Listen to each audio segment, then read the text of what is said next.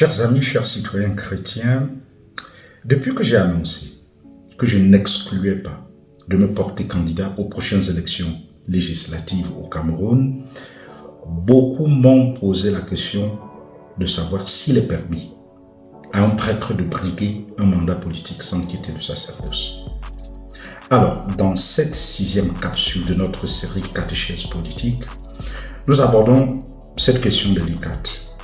Les prêtres et les évêques ont-ils le droit de faire la politique? La réponse, c'est oui et non.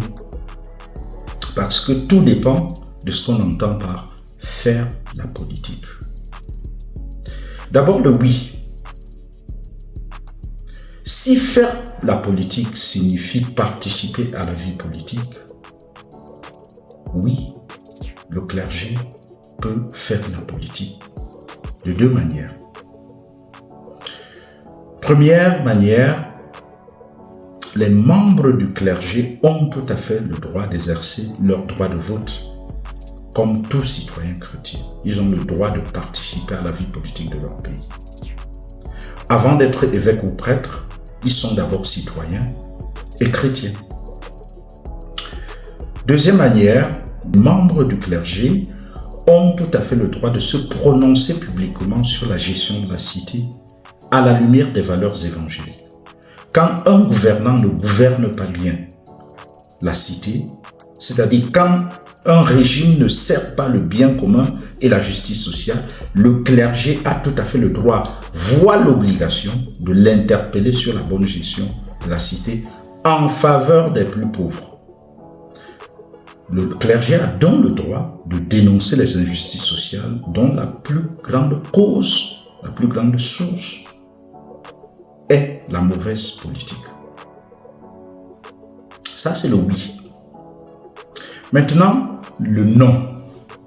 Dans quelles conditions est-ce que le prêtre n'a pas le droit de faire la politique?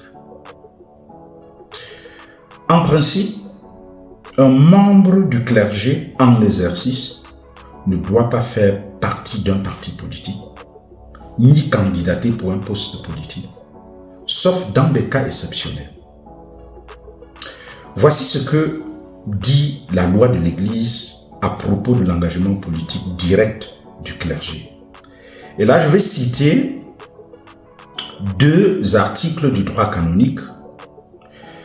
Il y a d'abord le canon numéro 285 au paragraphe numéro 3 qui dit, et je cite, « Les clercs, c'est-à-dire les membres du clergé, doivent éviter d'assumer des offices publics impliquant une participation au pouvoir civil. » Ça, c'est au paragraphe numéro 3.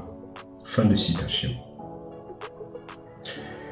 Mais il faut à ce numéro du droit canon ajouter ou associer le canon 287 paragraphe 2 qui dit et qui nuance un tout petit peu.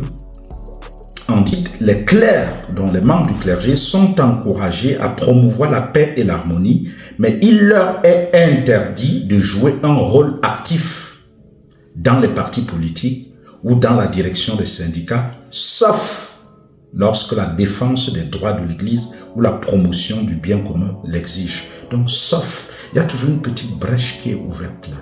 Sauf lorsque la défense des droits de l'Église ou la promotion du bien commun l'exige. On a vu par exemple dans certains pays africains, dans les années 90, des membres du clergé assumaient des fonctions de président, c'était surtout des évêques, de président des conférences nationales souveraines, comme en RDC, au Togo ou au Bénin, et j'en passe. Mais c'est toujours avec l'aval de Rome ou du Vatican, et pour une durée bien déterminée.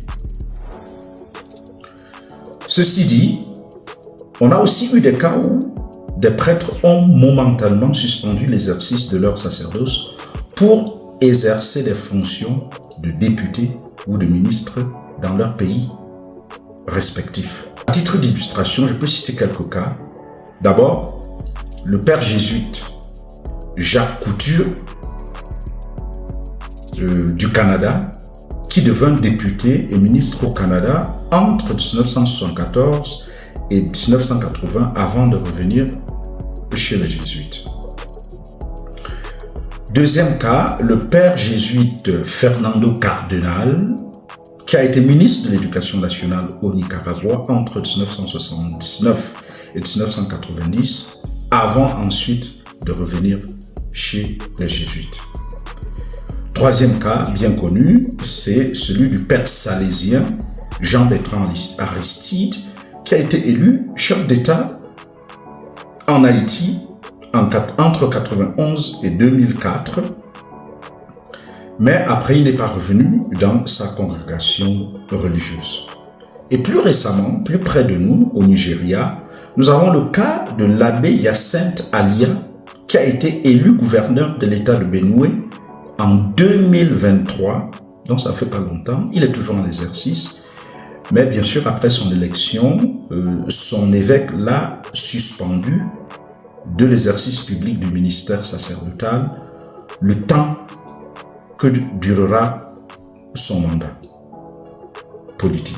Mais en général, l'Église catholique encourage plutôt les chrétiens laïcs, c'est-à-dire qui ne sont pas du clergé, à s'engager directement dans le militantisme politique.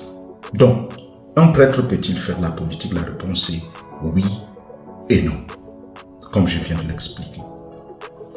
À très bientôt. Shalom.